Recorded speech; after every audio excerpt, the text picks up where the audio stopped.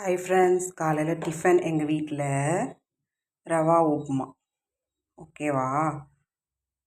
எல்லாத்துக்குமே அப்போது சின்ன பிள்ளையிலேருந்தே கடலை எண்ணெய் தான் எங்கள் அம்மா எனக்கு பழகினது, எங்கள் வீட்டுக்கார் வீட்லேயும் பழகினது. உப்புமாக்கெல்லாம் கொஞ்சம் கூட எண்ணெய் ஊற்றிக்கோங்க. ஓகேவா? இப்போது எண்ணெய் ஊற்றியாச்சு. எண்ணெய் நல்லா காயட்டும்.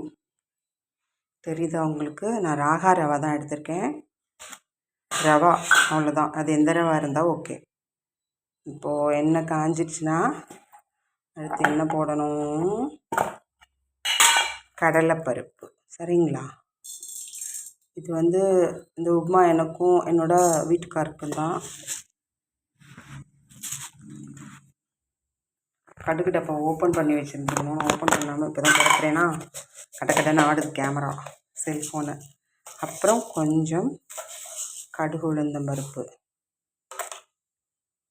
நான் இதுக்கு முன்னால் என்ன பண்ணியிருக்கேன்னா, ரவையை நல்ல ஒரு அடிகனமான பாத்திரத்தில் வச்சு ரவையை வறுத்துருக்கேன். அது ஏற்கனவே வறுத்த ரவையாக இருந்தாலும் சரி, இல்லை வறுக்காத ரவையாக இருந்தாலும் சரி, நம்ம ஒரு தடவை வறுத்துக்குவோம். கருகாமல் வறுத்துக்கோங்க. இப்போ நான் அடுத்து என்ன பண்ணியிருக்கேன், ஒரு அடிகனமான பாத்திரம் வச்சு கடலைப்பருப்பு போட்டிருக்கேன். அண்டு கொஞ்சம் கடுகு உளுந்தம் பருப்பு போட்டிருக்கேன். அப்புறம் என்ன பண்ணணும், நல்லா புரிஞ்சிருச்சுன்னு பார்த்துட்டு, கடுகு வெடிக்கிறது கொஞ்சம் குறைஞ்சிருக்கு, பச்சை மிளகாய் போட்டுக்கலாம்.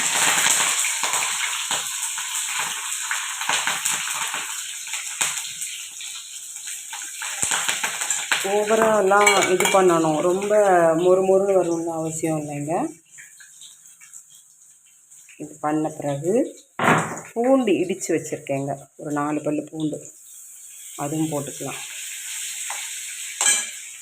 ஓகேங்களா? அப்புறம் என்ன போட்டுக்கலாம், பெரிய வெங்காயம் ஒரு குட்டியோ சின்ன சைஸ் தான், பெரிய வெங்காயம் போட்டுருக்கேன். அதையும் வதக்கிட்டு, நாங்கள் தக்காளி சேர்ப்போங்க. சில பேர் தக்காளி சேர்க்க மாட்டாங்க ரவா உப்புமாக்கு, ஆனால் நாங்கள் சேர்ப்போம். எங்கள் அம்மா சொல்லி கொடுத்துருக்காங்க தக்காளி சேர்த்து, அதனால் அப்படியே பழகிட்டுங்க. கொஞ்சம் போட்டு தக்காளி போட்டு வதக்கின பிறகு ரொம்பலாம் வதங்க வேணாங்க, அப்புறம் வாசம் போய். கருவேப்பிலை, இந்த கருவேப்பிலை இல்லைன்னா எந்த இதுவுமே மணக்காது, அதனால் கருவேப்பிலை சேர்த்துக்கோங்க கண்டிப்பாக. அப்புறமா நம்ம எந்த பாத்திரத்தில் ரவை அளந்தமோ அந்த பாத்திரத்துக்கு ஒரு கிண்ணம்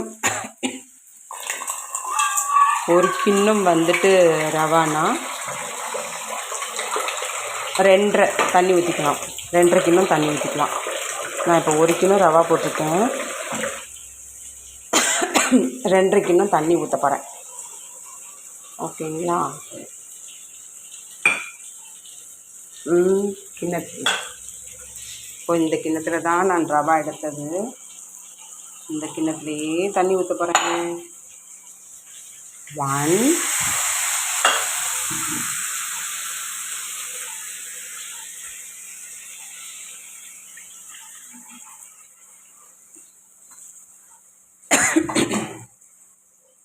2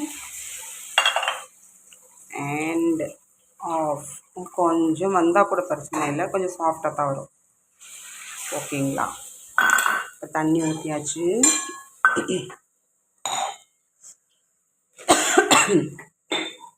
உப்பு போட்டுக்கலாம், கம்மியாக போடுங்க. தண்ணி கொதித்த பிறகு உப்பு பார்த்துக்கிட்டு வேணும்னா சேர்த்துக்கலாம்.